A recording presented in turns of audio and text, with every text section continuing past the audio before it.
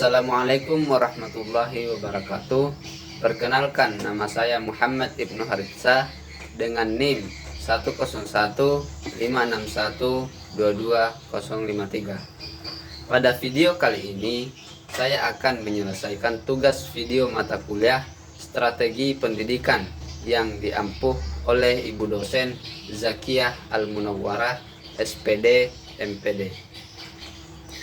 Baik, langsung saja saya masuk pada materi pertama, yaitu teori-teori pembelajaran. Pada dasarnya, teori belajar sangatlah banyak, tetapi teori belajar yang sering digunakan oleh beberapa guru atau pendidik ada 4. Yang pertama yaitu teori belajar behavioristik. Teori belajar behavioristik menjelaskan bahwa belajar adalah perubahan tingkah laku sebagai akibat dari adanya interaksi antara stimulus dan respon. Dan yang kedua yaitu teori belajar kognitivisme. Kognitivisme adalah teori belajar kognitif, teori belajar yang lebih mementingkan proses belajar daripada hasil belajarnya. Yang ketiga yaitu teori belajar humanistik.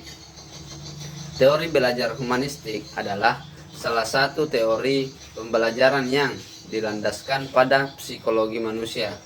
Teori ini memfokuskan pada pengembangan diri individu dengan cara yang sesuai potensi diri. Dan yang keempat yaitu teori belajar konstruktivisme. Teori pembelajaran konstruktivisme adalah sebuah teori pendidikan yang mengedepankan peningkatan perkembangan logika dan konseptual pembelajaran. Adapun materi yang kedua yaitu teori klasik. Pembelajaran klasik merupakan pembelajaran di mana secara umum pusat pembelajaran berada pada guru dan mendapatkan siswa sebagai objek dalam belajar. Jadi, di sini guru berperan sebagai orang yang serba bisa dan sebagai sumber belajar. Sejarah teori belajar klasik berdasarkan unsur historisnya bahwa teori belajar klasik berkembang sebelum abad ke-20 yang dikenal dengan teori belajar disiplin mental. Teori ini tanpa dilandasi eksperimen dan hanya berdasar pada filosofis atau spekulatif. Walaupun berkembang sebelum abad ke-20, namun teori disiplin mental sampai sekarang masih ada pengaruhnya, terutama dalam pelaksanaan pengajaran di sekolah-sekolah. Adapun materi ketiga yaitu teori modern behavioristik dan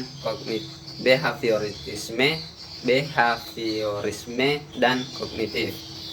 Pendekatan behaviorisme modern menekankan pentingnya pengamatan langsung perilaku yang dapat diamati dan diukur secara empiris, dan behaviorisme modern berkonsentrasi pada bagaimana lingkungan mempengaruhi perilaku dengan keyakinan bahwa perilaku manusia dapat dimodifikasi melalui penguatan atau hukuman.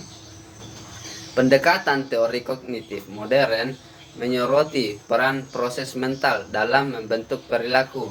Ini mencangkup pemrosesan informasi, pengambilan keputusan, memori, dan pemecahan masalah. Kognitif modern memperhatikan bagaimana orang mengelola informasi, memprosesnya, dan menggunakan pengetahuan tersebut untuk memadu perilaku mereka. Ini berbeda dari pendekatan behaviorisme yang hanya fokus pada perilaku yang dapat diamati. Kita akan masuk pada materi keempat, yaitu sistem pembelajaran. Sistem pembelajaran adalah serangkaian metode, strategi, dan proses yang digunakan untuk menyampaikan pengetahuan, keterampilan, dan sikap kepada peserta didik. Ini melibatkan berbagai elemen termasuk guru atau pengajar, siswa atau peserta didik, materi pembelajaran, lingkungan belajar, dan evaluasi hasil belajar. Sistem pembelajaran juga dapat disesuaikan dengan kebutuhan dan karakteristik peserta didik, seperti gaya belajar mereka, tingkat kecakapan, dan minat mereka. Tujuan utama dari sistem pembelajaran adalah meningkatkan pemahaman, keterampilan, dan pengetahuan siswa, sehingga mereka dapat berhasil dalam kehidupan dan karir mereka. Adapun materi kelima yaitu hubungan teori belajar dan pembelajaran. Hubungan antara teori belajar dan pembelajaran dengan model dan strategi pembelajaran sangat erat. Teori belajar memberikan dasar konseptual untuk memahami bagaimana orang belajar, sementara model pembelajaran adalah kerangka konseptual yang digunakan untuk merancang pengalaman pembelajaran, dan strategi pembelajaran adalah cara konkret untuk menerapkan model tersebut dalam konteks pembelajaran praktis. Teori belajar sebagai dasar konseptual, model pembelajaran sebagai implementasi teori, strategi pembelajaran sebagai alat konkret. Keterkaitan antara model dan strategi pembelajaran, dengan demikian pemahaman tentang teori belajar memberikan dasar bagi pengembangan model pembelajaran, sementara strategi pembelajaran menyediakan alat konkret untuk menerapkan model tersebut dalam konteks pembelajaran yang nyata. Hubungan ini menciptakan ekosistem pembelajaran yang komprehensif dan efektif bagi peserta didik.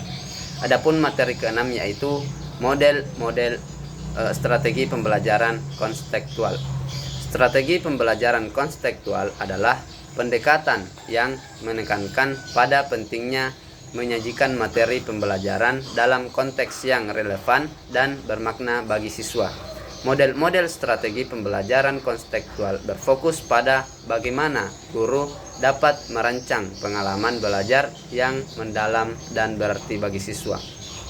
Setiap model strategi pembelajaran konstekstual memiliki keunikan dan keunggulan masing-masing. Namun, semuanya bertujuan untuk meningkatkan pemahaman, keterampilan, dan motivasi belajar siswa dengan menyajikan materi pembelajaran dalam konteks yang bermakna bagi mereka. Adapun materi yang ketujuh yaitu model-model pembelajaran konstruktivisme. Strategi pembelajaran konstruktivisme adalah pendekatan yang menekankan pada peran aktif siswa dalam membangun pengetahuan mereka sendiri melalui interaksi dengan materi pembelajaran dan lingkungan sekitarnya. Dalam semua model ini, peran guru lebih sebagai fasilitator atau pembimbing yang membantu siswa dalam memahami materi, merangsang pemikiran kritis, dan memfasilitasi proses pembelajaran yang mendalam. Demikianlah video saya kali ini. Saya ucapkan wabillahi taufiq wal hidayah. Assalamualaikum warahmatullahi wabarakatuh. Jungle.